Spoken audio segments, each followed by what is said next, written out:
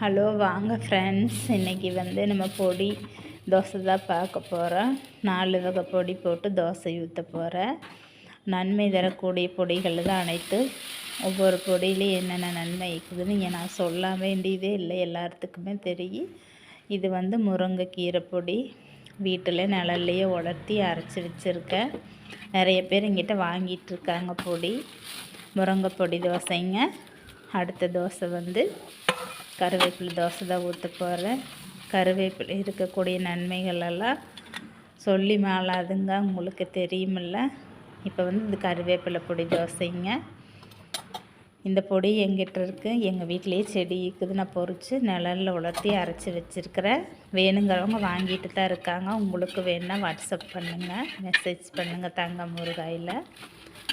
3வது தோசை பூண்டு பொடிங்க. பூண்டில் இருக்கிற நன்மைகள் எல்லாம் தெரியும்.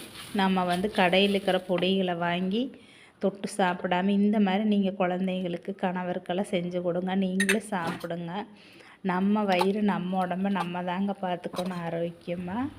முடிஞ்ச அளவு வீட்லேயே எல்லாம் செஞ்சு சாப்பிட பழகுங்க. என்றைக்காவது ஒரு நாள் அதிசயமாக சாப்பிட்லாங்க. அடிக்கொருக்கா நம்ம கடையில் வைக்கிறத வாங்கி சாப்பிடக்கூடாது. இப்போ 4வது தோசை பிரண்டை பொடிங்க. இந்த பொடி நான் வச்சுருக்கேன். பிரண்டை ஊறுகாய் இருக்குதுங்க, பிரண்டை பொடி இருக்குது பார்த்தீங்களா. இந்த மாதிரி நல்ல நல்ல உணவுகளாக உடம்புக்கு எடுத்துக்குங்க. என்னோடய வீடியோ பிடிச்சிருந்தால் லைக் பண்ணுங்கள், ஷேர் பண்ணுங்கள், கமெண்ட் பண்ணுங்கள், மறக்காமல் சப்ஸ்கிரைப் பண்ணுங்கள். தேங்க்யூ.